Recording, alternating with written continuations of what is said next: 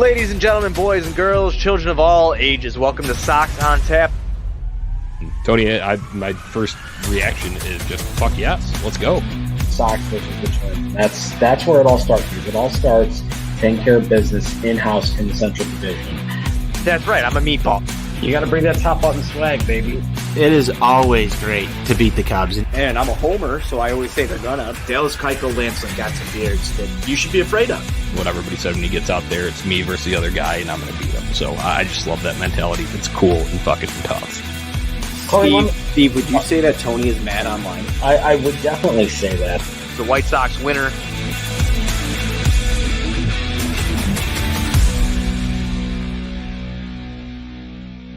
Hello, White Sox fans, and welcome in to another Sunday Funday edition of the Sox On Tap podcast. It's Tony Marchese alongside Besnick at Sox Insane. He's been called back up, making his first spring training appearance on the Sox On Tap podcast. Besnick, Sox tied today 1-1. We've got tons of spring training action to talk about, as well as some World Baseball Classic happenings. How are you doing, my friend? Hey, Tony, what's up? I'm doing pretty good, my man. Watched a pretty good baseball game today. We got some more WBC stuff coming, so the baseball's rolling in, and I'm feeling good. The baseball is rolling in. This is a great weekend for sports, Bez. I know that some people have been glued to some golf. Some people have been glued to some college basketball. You've got baseball up the wazoo if you want it in the World Baseball Classic form, or in the newfangled spring training pitch clock form. There's tons of stuff to watch. It's been a great weekend in sports, and I've been glued to the television. There's also some hockey out there. I'm a big hockey guy. You can find me over at Four Feathers Podcast with our guy Johnny Nani talking about all that. But we're here to talk baseball, Bez. Great, like I said, great weekend for sports. Have you been glued to the TV as much as I have? I've been checking in on the WBC as much as I can. I've been kind of busy this weekend with kids and stuff, but got to catch some of the games yesterday, some of the games this morning. You saw Italy won. I didn't get to watch the U.S. game, which was a bummer, but glad they won, and glad to see that my guy Lance Lynn is taking the hill tomorrow against Canada. So that should be a fun one to watch that I'll be able to be glued to the TV for. Absolutely. And we'll get into some, like I said, some World Baseball Classic stuff. Lance Lynn taking them out for Team USA tomorrow.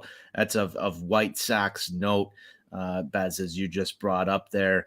Let's break it down into some White Sox stuff here first. Before we do that, be sure you're following us at Sox On Tap on Twitter, Bez at Sox Insane, myself at Tony On Tap. Be sure to join the YouTube stream here for the Sox On Tap podcast. That's youtube.com/OnTapSportsNet. Come comment, talk with us, interact as you would like to throughout the show. We love taking your questions, comments, and concerns about the White Sox here at Sox On Tap. Besnick, today, 1-1 tie. We saw some Oscar Colas power. We saw that show up yesterday. Jake Berger has been showing off some power. A lot of good stuff if you're a White Sox fan watching the last 2 days of White Sox baseball, especially if you're a fan of fireworks like me, a fan of a long ball go far, team go far, like our guy NWI Steve likes to say. A lot of power showing from specifically two dudes that are vying for roster spots on this White Sox team this year. Let's dig in. We'll start with Jake Berger first. What have you seen from the former first-round draft pick of your Chicago White Sox? And I've seen what everybody else has seen. It's this guy's got a ton of power. He can flat out hit. This is a team that doesn't look, at least on paper, like it's going to hit a ton of home runs. This lineup needs pop. The problem is, I don't know where we're going to put this guy, but I absolutely love everything I'm seeing with him in spring training. The dude is mashing, I think, like 700 slugging percentage right now, which is huge. So I hope he can keep it going. If we have to stick him in AAA, that's unfortunate because I feel like that's a little bit of a waste, but he'll be there for call-ups when, Eloy or somebody inevitably gets hurt. Yeah, we talked about this a couple weeks ago on the show, Bez. I believe this was a conversation with myself, Mr. Jonathan, and Steven on the Jake Berger situation. And I've been a huge sort of proponent of, Jake Berger needs to make this major league roster this year. He's like I said, a former first round draft pick. Deserves this playing time. I think he's sort of earned that right. There's a bit of a log jam in front of him. But you're looking at this right now. He leads the team in spring training in home runs. He hit his fourth yesterday, third and fourth. Has just played, some solid defense wherever they've wanted to stick him. I know there's been a couple of two-tree errors over at first base, which is not his natural position. But he sort of plays, an average first base. I think that's, probably an easier adaptable position for a guy like Jake. I just think he deserves that. Bat plays far too well at the major league level right now. And obviously the power is showing in the early days of spring training here. Actually, we're about halfway through, but you need that type of power in your lineup. I think you bring up the right question here. Where does he go? Where does he go? What are your early inklings on what the White Sox will do with Jake Berger? I think he's destined for AAA Charlotte, which with his bat in that park, I mean, he's going to probably lead that league in home runs if he has an extended stay down there in Charlotte. He's great depth to have. As far as the bench goes, we'll get into some of the guys there, but, backup catcher like Sebi is pretty much a lock. You need a middle infielder, utility guy, a fourth outfielder. We've got a ton of first base DH types. So I think he's destined for AAA. I don't see him on this big league roster. I want him there, but I don't know who you move. Fair enough, Bez. But I still think that you need Jake Berger's bat on that major league roster come opening day. I don't know how you make it fit. I don't know, if that's going to come at the expense of somebody near and dear to my heart, like a Gavin Sheets. But you need this bat in this lineup, at least right now. If this trend continues with Jake Berger mashing baseballs over the batter's eye in center field like he did yesterday, right. I feel like you can't argue with that kind of power and production. And I do know, like you said, his OPS was up over, or his slugging was up over 700 as of yesterday. Not sure if that fell a little bit today, but still, regardless, he's had over 25 at-bats in spring training, Besnick. It's a small sample size, but it's a pretty decent sample size in terms of spring training at-bats. Obviously, Yohan Moncada over playing with Team Cuba. He's getting quite a few reps at third as well as first base. I just think that, if he continues this, he might press the envelope just a little bit and wind up at 35th in Shields when the Sox come back home for their first series. I think that you might see Jake Berger with this roster.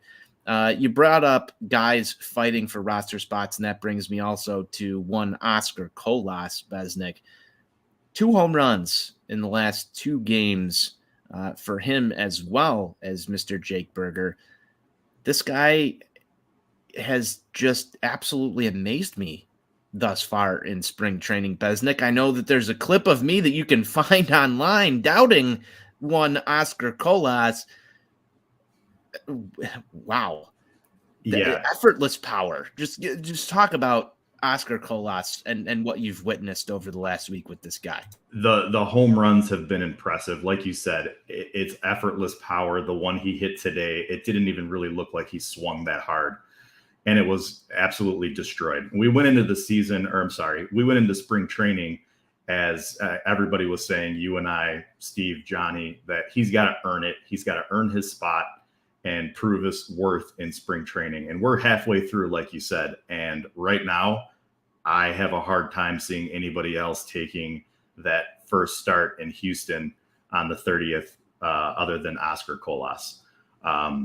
Again, this is spring training, so maybe you take the stats with a little bit of a grain of salt.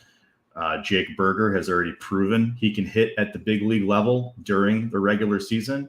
We haven't seen that from Colas yet, but I can't imagine that this guy isn't going to get his chance right off the bat when this season starts. In what are we, just less than 3 weeks away now? So I'm impressed. That's all I can say about it. Is this guy's been impressive. We are just about 3 weeks away from the start of baseball season, Besnick, and that feels wonderful to say. I'm excited. I know you are too, to get back into Lot B, have a couple of beers with the boys, throw a couple back and head on in and watch an abbreviated version of baseball. But I think that for all intents and purposes, we still need to throw some caution into the wind when it comes to one Oscar Colas. Our guy NWI Steve wrote a piece over at ontapsportsnet.com, which all of you should go and check out, about these tempered expectations. There's also, as I said, that video clip of myself talking about Oscar Colas just a few weeks ago. And not to buy into all of the hype right away. I mean, we've seen this sort of thing before. Yohan Moncada comes to mind. Eloy Jimenez sort of comes to mind. Luis Robert sort of comes to mind. And I would say, at least as a White Sox fan, Besnick, out of those four names, when you add Oscar Colas to the mix, he's probably the one with the least hype for White Sox fans coming into this. And I think that sort of, at least in my opinion, serves Oscar Colas well. Now, there's still a lot of prospects that have come up in Major League Baseball and done very well without a ton of hype. Corey Bellinger is sort of one of the names that I sort of relate that to, like a guy that didn't have that prospect pedigree, but was able to come up, especially from the left side, and mash baseballs. That said, White Sox player development. This is something that came up earlier today in an article online, talking about how White Sox player development doesn't stop at the major league level. I would say, me personally, and I know our guy Johnny Nani threw something out there about this as well and said, checks notes, yes, it does. Where are you personally with Oscar Colas and the development? You said it's hard. You're hard pressed for yourself to look at this lineup and not think he gets the start in Houston. But does he need a little more seasoning? Is this for real? Is he going to continue to hit at this clip and earn this spot? I'm still of the mindset that Gavin Sheets has sort of a lock on that spot, if not Eloy Jimenez going out into right field, despite my, hatred towards that idea. But where are you with this? As far as the prospects go, he wasn't he was never a top 10, top 20 guy. I think he finally got into the top 100 just this year. It's hard not to be excited about him with the way he's hitting in spring training right now. But at the same time, you've got to be a little cautiously optimistic with what we've seen as far as what Sox player development has been able to turn out. Moncada, like you said, Eloy, these guys never stay healthy. They kind of produce when they do. So there's a lot of that. Sticking him in AAA in that launching pad of a stadium that they have there in Charlotte, he's just going to mash the ball and continue to hit at this clip. I don't know that he has anything else to prove at AAA at this point. I think this spring training was it for him to prove that, he belongs. So it was kind of his job to lose as long as he performed, and he's doing that. I think it's his. I think Gavin Sheets probably still makes the major league roster. His bat being, having some left-handed power that can pinch hit late in games is huge. We know this guy's got a ton of power, and he's, steadily, made some modest improvements over the last couple of years as far as, the back of the baseball baseball card stats tell us. So, throwing out some Tony La Russa-isms here, Baz. I'm a big fan of it. The back of the baseball card. I love it. Yeah. We need to see that from these guys. We need to see them continue to progress. I'm personally starting to get pretty fatigued with the White Sox and waiting for White Sox prospects to turn into all the things that we were told or believed that they were to be. But with Colas, he's crushing the ball, and I need something to get excited about for this season because last year was just such a bust. So if it's Oscar Colas and maybe Jake Berger, that's, gives me something to be excited about going into the season and going to the ballpark to watch, so be it. But at the same time, you have to exercise a little bit of caution because of what we've seen. Fair enough, man. I love the fact that we are at this point. I will say this. I love the fact that we're at this point where Oscar Colas has played himself into this discussion, because on the other side of this, we could be sitting here telling ourselves, no, he actually deserves to spend more time with Project Birmingham. He deserves to spend more time in AAA. No, I wanted him to come out here and do exactly what he's done so far, because that healthy competition that we talk about all the time, this is good shit. This is exactly what you want to see from your second best prospect outside of Colson Montgomery, as rated by the professionals. You want to see this guy push the envelope a little bit, and that's what we've gotten so far this spring training from Oscar Colas. We'll see if it continues, but he's on that short list now. He's on that list of guys that could potentially make this team. I know a lot of people had him, almost sharpied in as their starting day right fielder before they even saw any Oscar Colas action. But I like where we're at. I think it's good. I think it's healthy. It's good competition, and that's going to lend itself towards a potentially more successful season for himself as well as our Chicago White Sox. So that's what we want here, Besnick. Let's get into some of the pitching that we've seen from the White Sox. Michael Kopech made his first start of Cactus League action today. Just looked absolutely phenomenal out there, if I'm going to be honest, at least from my eye test. Bez, what did you see from Mr. Michael Kopech in his first start? I saw the same thing. He looked pretty dominant. The stuff was electric. The fastball looked great. Didn't throw a ton of secondary stuff, but that's pretty normal for spring training at this point in his first start. 9 up, 9 down. I mean, what more can I ask for? From Michael Kopech? Of course, the Angels don't have their A team out there. There's no Shohei Ohtani. There's no Mike Trout, but it's very encouraging. We know this dude has a ton of potential. He's development's been stunted because of Tommy John, because of the COVID shortened season that he didn't participate in for good reason. So I don't know. This is my guy this year. I'm really bullish on Michael Kopech. I think we're going to see 150 innings from him. I think we're going to see him take that next step in his development, and we really need it because outside of Dylan Cease and Lance Lynn, there are some question marks in that rotation. He's one of them, but he can kind of bridge that gap at that third starter spot and really make that rotation a lot more formidable, kind of the way I'm not saying that he's going to take that kind of step that Cease did where he near won a Cy Young, but he takes that next step, and that's going to be a pretty tough 1, 2, 3 there on our starting staff. So I'm really looking forward to this guy and what he's going to bring to the table this year.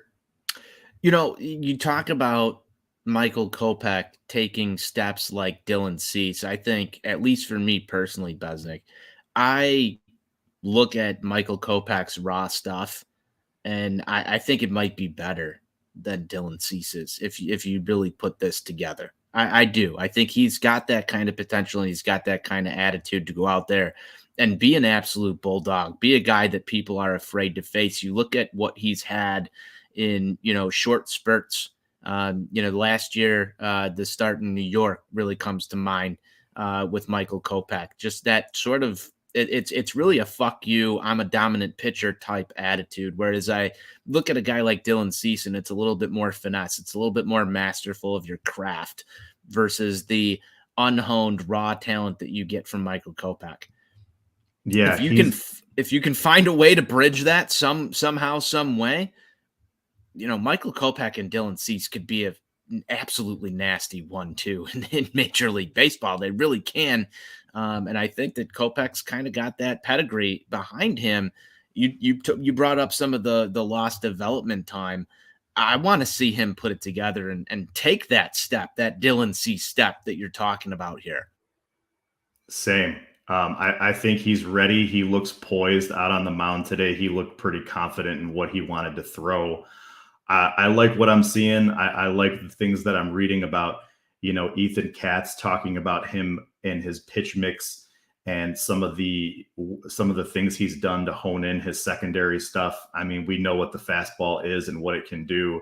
And then if he can bring in that off-speed stuff and throw that stuff for strikes, the potential is through the roof with this guy. So, if he brings that kind of Lance Lynn attitude to the field, that fuck you mentality, he goes out there with that attitude that I'm just better than the other guy, and you love it. You absolutely, as a fan, you love to see that and love to root for those guys. So, another reason to be excited for this season.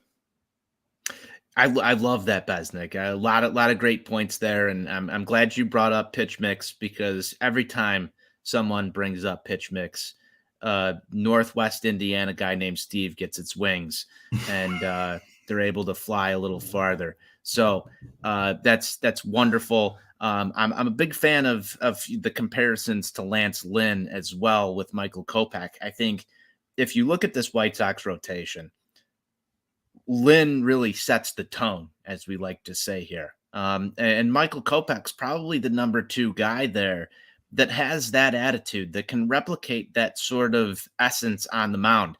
Lucas Giolito, Dylan Cease, I think, are of a different ilk, and they can be successful with a different mentality entering the ballgame. But Michael Kopech really sort of feeds off that energy. I still remember going back to Michael Kopech's first start in a White Sox uniform, and he's a guy that feeds off that energy. He's a guy that's, you can see him being very successful in a big game moment. I want this to be the year that Michael Kopech puts it all together. I know you said he's your guy to watch. He's sort of my guy to watch in the starting rotation as well. A lot of people have him pegged as a number 5. I think if Michael Kopech, if you put it all together and he's your number 5 starter, that's bad news for a lot of other Major League Baseball teams. Like, it really is. And I think the question comes down to, how many innings is this guy going to be able to throw this year? And can he stay off the IL? That's going to be a storyline that we're watching here at Sox on Tap throughout the season, Bez. A couple other pitching notes I've got. Mike Clevenger made his first start. Obviously, there's been all sorts of talk about Mike Clevenger throughout the offseason. He looked fairly impressive yesterday, inducing a couple of strikeouts. Wasn't as clean as Michael Kopech's was. Do you have any notes on Mike Clevenger's first start in the White Sox uniform coming yesterday in the loss to the San Diego Padres? Yeah, pitching against his old team, he had some good life on the fastball. You like to see that. We brought this guy in to be the 5th starter. He's had some injury problems. He's coming off of Tommy John from a couple of years ago. So, his health, along with many others, is a big question mark. But for his first spring training start, nothing to write home about, but nothing to be really concerned about. He's in good hands with Ethan Katz. This guy has been successful at the big league level. He knows how to pitch. And there's not a whole lot of pressure on him because, again, he's your 5th starter. So hopefully he can put it together. But I don't have really too much to say about those first couple spring training innings besides, he did nothing to be concerned about or excited about. Nothing that you want to just say, hey, screw this guy because he gave up 3-4 bombs within the first inning, which is good. I mean, that's good. I think he looked fairly composed. I think he looked fine on the mound. we're going to need a larger sample size to really get a feel for what he's putting down this year so far. But as long as we're making it through healthy and we're not, tipping pitches and looking absolutely ridiculous out there, I think that's a good start. Because he had points last season where Mike Clevenger did not look good at all. So, fairly good developments. And I think Ethan Katz will definitely do a lot to help him as he has some of the other starters on this staff. Besnick, I want to get into some of the World Baseball Classic action that we've seen so far this spring. I know that our guy NWI Steve just flew down to Arizona to attend a World Baseball Classic game. That was his number one priority when he got down there. Huge World Baseball Classic guy. That's his favorite thing. He's really upset that Team Poland did not make the World Baseball Classic this season, but he is rooting for Team USA. I'm pretty sure he's going to be in attendance either tonight or tomorrow at one of these games, if not both of them. But Lance Lynn going on the mound for Team USA, as you mentioned at the beginning of the show, against Team Canada tomorrow. That'll be the first White Sox real starter action you've seen on the pitching side. But if you flip it over to Team Cuba, got off to a rough start. Luis Robert and Yoan Moncada representing the White Sox for Team Cuba over there. Moncada had a home run in some game action. I believe it was last night, but technically today, based on time zone stuff. A lot of people were very excited that Yoan Moncada left the yard, but I got a message from you that you were not impressed with this home run. I want you to break this down for our listeners here. I mean, it was nice to see the ball leave the yard. It's nice to see him making hard contact and driving in runs and looking like the player he has always been heralded to be. When I talk about prospect fatigue, he's kind of the first person that comes to mind because I am really just sick of waiting around for this guy to be good. I looked up the StatCast and I saw that the exit velo on that was just a touch over 96 miles per hour, which is, it's hit hard, but it's not crushed. We're not seeing, 105, 107, which is probably what we'll see if I looked up Oscar Colas's last couple of home runs here. So, I mean, it's not, the top competition here. The major leagues is where it needs to happen, Yoan. So make it happen there. Keep doing what you're doing. And when you come back to camp, keep hitting the ball hard. So I'm not. You're just. I mean, lay into it. I mean, if you're gonna go full on Yoan Moncada hater on a 96 mile an hour big fly, you might as well lean into it, Bez. I mean, let's be real. Would you have been more impressed with this home run if it was, Luis Roberts hit down the third baseline that went 112? Right after Moncada hit that? What were you more impressed with? I'm super curious. The big fly or the seeing eye single that went through the third baseman yesterday from Luis Robert? Well, I want to see him hit the ball in the air, but I'm definitely more impressed with 112. He just needs to elevate that, and he's going to hit a lot of doubles and home runs. Big fly balls can carry out of the ballpark depending on where you're playing, but a lot of those just die on the warning track. And we have seen the warning track power from Yoan plenty of times, and I'm sick of seeing the warning track power. So that is where I'm at with that, his shot heard around the world. It was a shot heard around the world. I think that everybody said that Yoan Moncada put Team Cuba on his back. I think, Besnick, if we really sort of analyze this, I've got some mixed feelings about it, right? The first thing that comes to mind is if he's really putting this team on his back, why doesn't he do that with the White Sox? I don't know. I've been waiting for it since 2016 when we traded Chris Sale to get him. And I didn't see much in 2017 or 2018. Saw a great year in 2019 where everybody's offensive numbers exploded. I don't know why he can't do it here. It's maybe the warning track power, 96 exit velocity. Can we go with some tinfoil hat time, Bez? I feel like it's appropriate. It's Sunday Funday. Maybe some tinfoil hat time. Maybe we'll see a different Yoan Moncada now that Jose Abreu is gone. Maybe Jose, maybe, somebody was sitting back waiting to take that leadership role, and Jose was just blocking him from making it his team. That's the best tinfoil hat theory I've got. I've got nothing for a good theory. I've got that theory. I've got that exact theory, Bez. I've got that exact theory. I mean, this is, Jose Abreu is a guy that Yoan Moncada's looked up to, played on the Cuban national team with before, and now you've sort of seen it with the Cuban national team in the World Baseball Classic this year. Jose Abreu obviously exits the White Sox. I kind of feel like it's, that guy that you've worked with that's been at the company for, 10, 15 years and does the exact same thing you do. And until he leaves, you can't really open up and shine, right? So you resort to other things like recording music videos and, starting a side hobby. And then all of the sudden, that guy leaves and you're the guy that's looked upon to be a leader. And maybe we'll get that from Yoan Moncada. The Cuban national team obviously did. Hopefully the White Sox do as well. But that's my tinfoil hat theory on Yoan Moncada is maybe he will shine in the spotlight without Jose Abreu being there to stifle anything that is Yoan Moncada. Maybe we'll get some good results from that.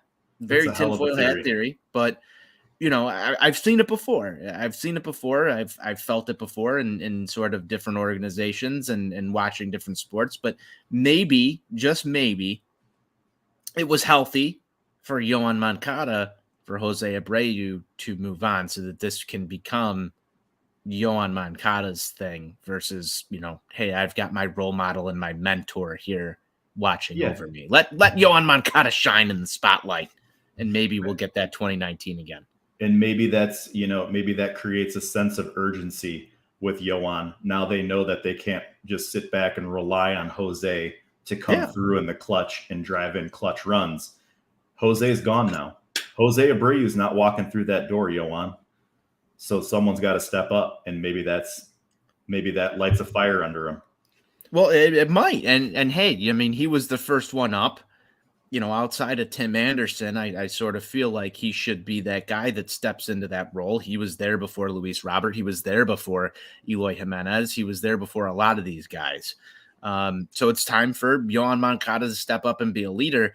What I've kind of looked at with that Cuban national team is, a lot of people are talking about how Luis Robert and Yoan Moncada are the veterans of that squad, and how are they going to act throughout this? And they're batting right in the middle of the order. They're the guys.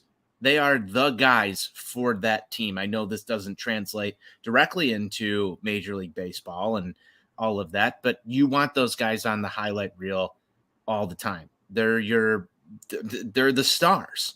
Absolutely. So carry that momentum into the Chicago White Sox season. I'm looking at what they can do to translate any sort of success they have on Team Cuba into the Chicago White Sox, especially when it comes to guys like Oscar Colas, and even prospects down the line from there. How are they going to be looked at as sort of, the guys that are carrying the torch now? And I think it's a really positive development, even though this is still tinfoil hat time. I think it's a really positive development that the results are there, even if it was 96 miles an hour. Yeah, let's hope. With Moncada, it's let's hope. Robert last year, before he got the disease in Minnesota, was well on his way to having a 25 plus 100 RBI season. And that was kind of a fluky thing for me. I still am a pretty big believer in Luis Robert. I think this guy's got a tremendous amount of potential. We've all seen it. We've all seen him produce when he's healthy, but he's never made it past 98 games. And hopefully this spring training, this World Baseball Classic, and playing for his country and coming back, and the Abreu tinfoil hat theory kind of applies to him as well. So hopefully these guys can come back and decide that they want to make their mark with this team this year and finally prove that they belong. because if they don't, it's going to be another long season. That's the thing. If these guys don't produce, Moncada, Robert, Anderson, Eloy, we're toast. They're the keys to the cog here. As someone very close to this show always says, Besnick, that's hashtag facts only. I'm pretty sure that rings true here in a lot of senses. How much World Baseball Classic action have you been able to take in here? I'm just very curious. We've got a lot of people who are big into this World Baseball Classic. I find myself to be one of those so far into this action for a bunch of different reasons. But I'm just curious, how much World Baseball Classic action you've been taking in, Bez. I've been pretty busy this weekend, so I haven't really had a ton of time to watch it. I was watching Italy today. I saw part of the Amsterdam game. I'm sorry, the Netherlands. So I unfortunately I was out and about last night at dinner, so I didn't get to see the U.S. game, but it was great to see them win. Kyle Schwarber with a massive bomb. And yeah, I haven't been able to watch a ton, but definitely looking forward to watching Lance Lynn take the hill tomorrow against the Canadians. That should be a lot of fun to watch. Absolutely should. I'm curious because I'm going to go in a different direction with this from White Sox baseball, but I think it's something that's important. We heard it on the broadcast today. Steve Stone talk about how players didn't like the pace of last night's USA game because there was no pitch clock. Obviously I know your feelings from what you've tweeted about the pitch clock so far. I know my feelings are vastly different than yours, but I felt like watching this World Baseball Classic. I think I'm savoring these moments of baseball that's nice. It's slow. It's at a very relaxed pace. It builds big moments. Going to the Venezuela Dominican Republic game that took place last night. That ninth inning had all of the drama, all of the momentum, just building between each pitch as the pitcher would go to the rosin bag, pick it up 3 times. Batters would step out of the batter's box. It had all of the baseball things that I love and hold near and dear to my heart while I check my phone and scroll Twitter in between pitches. It was fantastic. And then switch gears, you go to a spring training game, and it feels like baseball on a NASCAR speedway. How are you feeling so far this season? Just the difference between these baseball games taking place and some of the rule changes so far this year. Yeah, it's been an adjustment watching these games in spring training. Just even today's game, there's not a whole lot of time between pitches. And I've got, kids that I'm, looking after that need things and doing dad stuff. So I'm going to miss some of the action because of it. And, that kind of stinks. But at the same time, it's kind of nice that we kind of get to the point on a lot of things. I don't think, the pitcher needs to step off an unlimited amount of times. I don't think baseball needs unlimited pickoff attempts. There's certain things like that I think get cleaned up, which is nice. But to be honest, I'm still getting used to the pace of these new games. It's too fast, and it's interesting because Bill Veeck, the White Sox former owner, has a lot of good quotes. And you could look them up on Google them and stuff like that and pull up a lot of good quotes. But he's got one that says, "Baseball is meant to be sipped, not gulped." And there's enough time in between pitches to have discussion and talk about, what the next move is, what the next pitch is. And now that's not really so much the case. Now now you have to sip faster. Maybe they're not gulps, but I think you have to sip faster now, Bill. But yeah, it's a completely different game. It's a completely different thing that we've never seen before, at least in our lifetimes. I think really in anybody's lifetime here, Besnick, and obviously this is something that I'm sort of tracking as we go through this season. I think you bring up a couple of really good points here. Baseball does not need unlimited pickoff attempts, but I would also argue that it doesn't need a pitch clock either, or a batter clock, as we've sort of seen. Pitchers are obviously going to try and take advantage of that. I think catchers are going to try and take advantage of that. We saw an instance today down in spring training. I forget exactly which team it was. I think this took place for the Boston Red Sox, but you got batters getting called automatic strike ones for not being in the box on time. I saw that one. The pitch clock sort of interrupts some rhythm with a lot of these pitchers. But I sort of feel as if this is being force-fed sort of down the baseball fans' throat as a good thing by a lot of talking heads. I feel like there has not been any honest interview that I've seen with a baseball player, a member of the media, a member of any sports organization within baseball, with anybody coming out and saying, wow, I'm really messed up by these new rules. I wish they would dial them back just a little bit. It's sort of been force-fed down your throat as this is great for the game. Yeah. And I'm waiting for the honest opinion on this because I feel like this is a lot of somewhat state media telling you this is good for the game no matter what. And I don't feel like that's 100% the case, Bez. I don't know what your thoughts are. They're definitely pushing the Kool-Aid. When I turn on 670 The Score, if the pitch clock or pace of play ever comes up, anyone who's on the show, any of the hosts on the show, they're all raving about it. I totally get that. I've heard enough of everybody just gushing over how great they think it is. But they did bring up an interesting point, and not to take the conversation in a different direction, but and I don't know where they pulled this data or these numbers from, but on the morning show on The Score, they said that the average age of a baseball fan is 53 years old, where the average age of a basketball fan is 32. So if baseball has this massive generation gap of fans that they're not tapping into, what do? They've got to do something to make that up. They've got to do something to reclaim that market share.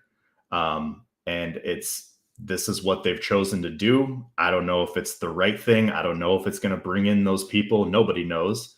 But they had to do something. Otherwise they're going to be left behind by these other sports. And, you look back at some of the times on these average game times from the 90s and 80s, and it was around 2.5 hours. So it's very up in the air. We'll find out where those numbers lie in 5 to 10 years and if we're bringing in more fans or not. The one thing I'll say is maybe we'll be able to make some compromises with this rule. When there's no one on base, I'm all for a pitch clock.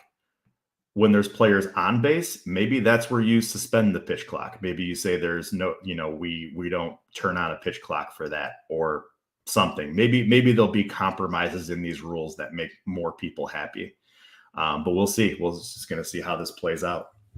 I would sacrifice some of that, and I think that you enter a definite argument that you can bring to baseball fans and say, should it really take over a minute for a player to walk from the on deck circle, get set, and get in the box and be ready to hit? That's a very fair argument. What I don't understand is the hard and fast rule of a batter needing to be set in a box based on a 30-second clock hitting the 8-second mark when the pitcher is not engaged on the mound and the catcher's still standing up. You can set a player up that way. Yeah. To absolutely fail. And that's not fair. You should have to throw the ball over the plate and not have the batter hit it in order for it to be a strike. There should be no automatic given there. You can argue the balk, whatever. Yeah. But action should need to take place before we start doing things. Right. That's the same sort of dilution that I have as a problem with the runner on second base rule to start extra innings. You should have to earn the advantage, so to speak. And I feel like the game has gone to a point where we're just forcing results and outcomes because we need to cut down on time. I think that there's a way that we can sort of get there. So I like what you bring up here, Besnick. I mean, just keep throwing ideas out. We've got a couple more minutes here on the show. Just keep throwing some ideas out here Yeah. that you have. I mean, if you were Rob Manfred, do you really believe that this is the answer to close that age gap? I think that that's an important thing to note, and obviously what they're trying to achieve. But is this the answer? We'll only find out in spring training and over the next few years if this really does bring in fans. I mean, the other idea, I'm with you on the ghost runner. I am not a fan of that rule at all. Just getting a player in scoring position right off the bat just really bothers me. I wish that there was some type of compromise there where maybe we play the 10th inning and 11th inning like normal. And then at that point, okay, I could see you putting a ghost runner on second base. That's a little more fair. Or maybe if you want to start extra innings with somebody on base, maybe put them on first. It's just egregious to me to be like, you get a runner on scoring position right off the bat with no outs. It's like, come on, like let's not. We're just kind of handing you, like you said, forcing these results. And I don't know if it'll make an impact like that. It's Quick counts and extras. You start with 1 ball and 1 strike. Okay. That's my first. Before we go adding clocks and runners places, let's shorten it up this way. You've got 1 strike and 1 ball. I feel like that's a more, at least to me, an acceptable answer towards how you play extras, or if you want to shorten an inning up a little bit. I understand what they're going for is you want to see runs scored. Yeah. But hey, maybe if that pitcher coming in the 10th inning is on a shorter leash and the batter's you might see more swings. You might see more balls in play. You might see pitches that come over the zone on a 1-1 count versus an 0-0 count to start. I don't know exactly what the science is here, Bez, and I don't think you do either, but I feel like we've diluted this game to the point where I'm waiting for the next few things. Robot umpires to take away the human element of this on top of clocks and everything else. And by that time, I feel like you've completely alienated the fan base that you have an attempt to grab new fans for this game. And if it doesn't work, it could be a disaster. Exactly. I think you stole the words right from me. You've got to save some of the sanctity of this game. And, hearing Jason Benetti and Steve Stone today sort of report the same thing that you've heard over and over again. This is great for the game. This is going to be perfect. That there's players out there that don't like this. And I want to hear from that. I want to hear from that player. I want to know exactly what they think, because it can't be too far off from what a lot of other people are saying. And that's a good point, because it's kind of been surprising. I feel like we haven't heard from a lot of players on what they think about the new rules. I mean, maybe I've missed some interviews, in-game interviews or post-game, whatever it is, but I feel like we haven't heard from many White Sox players about, well, I guess we've heard from some of the pitchers and stuff, but really, yeah, nobody's really opened up about, their thoughts on all the details of the rule. But I hope that they can figure out maybe some compromises here that make people happy. That's my only hope. Because like what you said, it'll be a disaster if it doesn't get the intended result, because you'll alienate a lot of people and you won't bring in the new people. So hopefully there's a compromise there. Rules aren't set in stone. They can always be tweaked and changed. But yeah, well, for at least this year, we know what they are, and we're gonna not be able to spend as much time at the ballpark anymore, which is a bummer.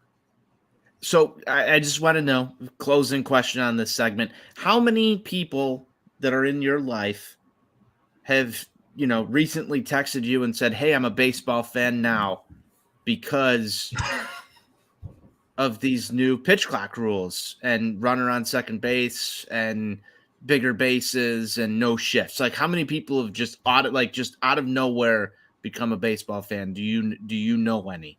No, not one. Not one person has come out and said that. But again, I mean, this is only spring training. We're only 2 weeks into this thing. It's going to take years for them to figure out if this is going to give them the intended result. But I'm writing it down right now to ask you this question again about week 3 of the season and follow up on week 6. Please do. Ask Besnick how many new baseball fans he's met because of rule changes. All right, I got that down in my notes. Love Bez, it. We've gone about 50 minutes. This has been wonderful. We've talked some World Baseball Classic. We've talked some White Sox spring training. It's time to get to the White Sox hashtag set the tone player of the week before we close this out. I feel like there's 2 candidates here, and we're going to have to duke it out maybe a little bit over this. Number 1 on the candidate list is Jake Berger. 2 home run performance yesterday.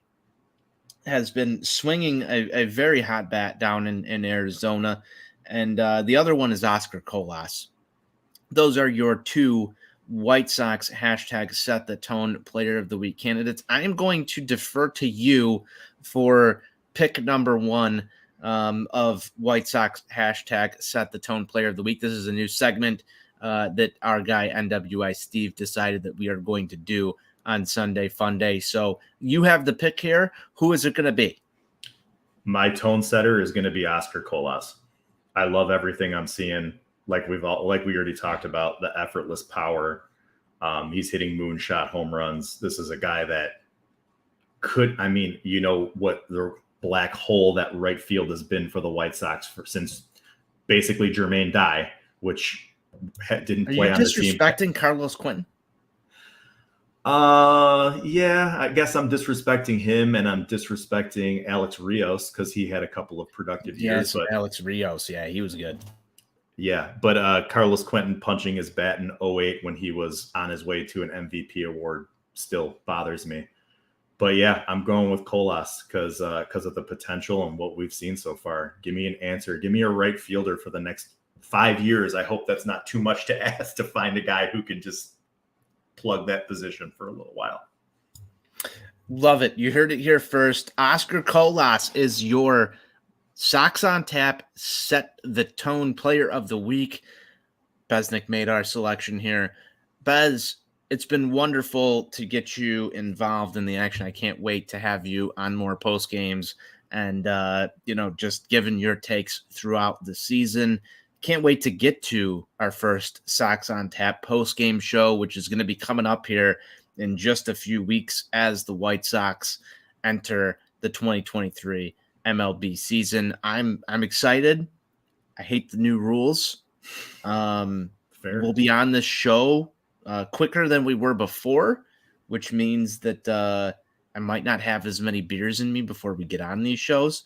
So it's going to be all sorts of different this year, but we're happy that all the listeners are here with us and, consuming this content and enjoying White Sox baseball with us. Bez, I want to get to final thoughts before we close this down. Happy Sunday Funday. Happy first show of the year to you. You've been excellent as a co-host throughout this episode. Give me some thoughts, final thoughts before we wrap this up. Before we go to actual final thoughts, Bez, I need to hear what your Sox on Tap development plan is for the 2023 season and what you're looking to accomplish here on the show. Well, first, thanks for having me today. This is a good time. Great to catch up with you as always and rap about our favorite baseball team.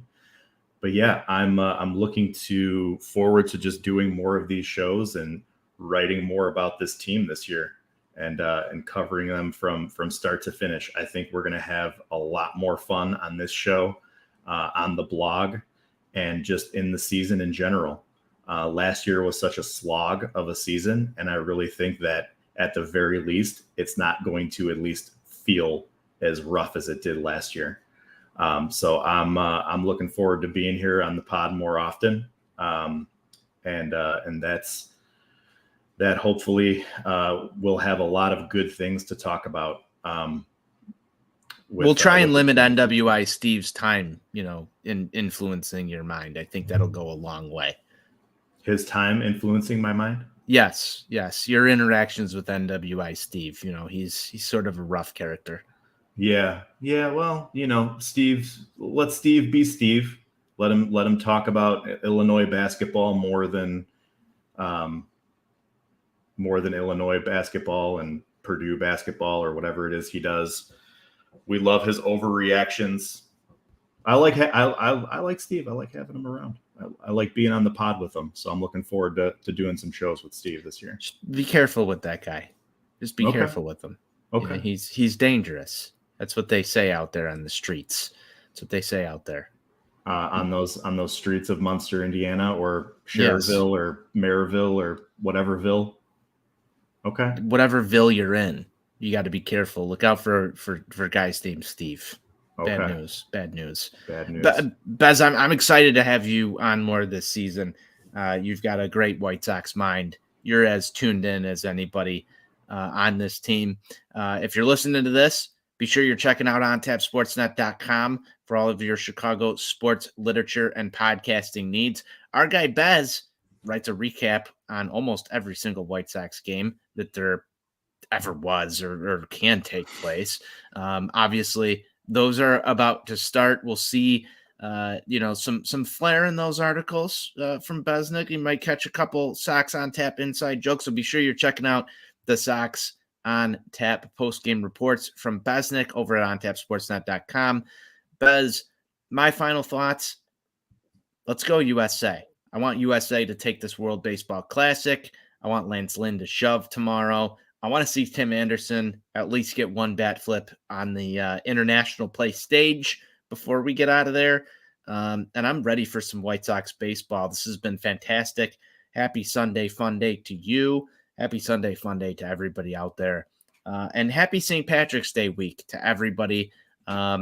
especially Steve. Especially Steve. Yes, WI exactly. Steve. You got it. He loves St. Patrick's Day, one of his favorite holidays.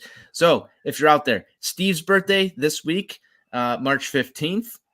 Make sure you're wishing at NWI Steve a happy birthday. He is another year closer to 50 and another year around the sun for NWI Steve. March 15th is Steve's birthday. I think I said that right. He loves birthday wishes. Go give him birthday wishes. Tell him how much you love his content and how much you love Illinois basketball. Those are his two favorite things out there. He'll be back. He's down in Arizona right now reporting on the White Sox for us here at Sox on Tap. And make sure you go follow my guy Besnick at Sox Insane so you can get all of his White Sox updates. Bez, that's about it for us. It's been about an hour here. Let's close this thing down how we always do. And I'm just going to say, White Sox forever. White Sox forever.